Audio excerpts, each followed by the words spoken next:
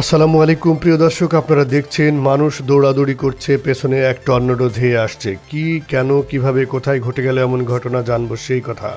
কুষ্টিয়ার পদ্মা নদীতে টর্নেডো।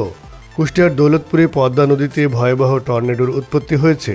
এ সময় নদীর পানি হঠাৎ আকাশের দিকে উঠে যায়। পদ্মা নদীর পানি আকাশে ওঠার বেশ কয়েকটি ভিডিও ইতিমধ্যে সামাজিক যোগাযোগ মাধ্যমে ভাইরাল হয়েছে। মঙ্গলবার বিকেলের দিকে উপজেলার মরিচা ইউনিয়নের কোলদিয়া এলাকায় পদ্মা নদীতে এমন ঘটনা ঘটেছে। সামাজিক যোগাযোগ মাধ্যমে ভাইরাল ভিডিওতে দেখা যায় হঠাৎ করে পদ্মা নদীর পানি আকাশের দিকে উঠে যাচ্ছে।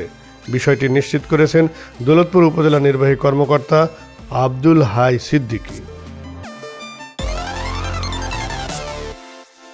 তিনি আরও বলেন, পদ্মা নদীতে হাটখোলা এলাকা থেকে টর্নেডো ভেড়ামারার দিকে অগ্রসর হয়। এতে তেমন কোনো ক্ষয়ক্ষতি হয়নি। ঘটনার পর স্থানীয়রা আতঙ্কিত হয়ে যায়। প্রায় 10 মিনিট ধরে এই দৃশ্য দেখা গেছে বলে জানিয়েছেন স্থানীয়রা।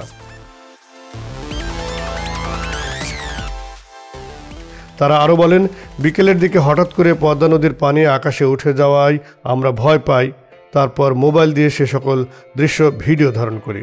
এ বিষয়ে কুমারখালী আবহাওয়া পর্যবেক্ষণাগারের ঈশ্বরদী আবহাওয়া কার্যালয়ে যোগাযোগ করা হলে সংশ্লিষ্ট কর্মকর্তা বলেন, ফেসবুকের ভিডিও থেকে বিষয়টি তারাও নিশ্চিত হয়েছে।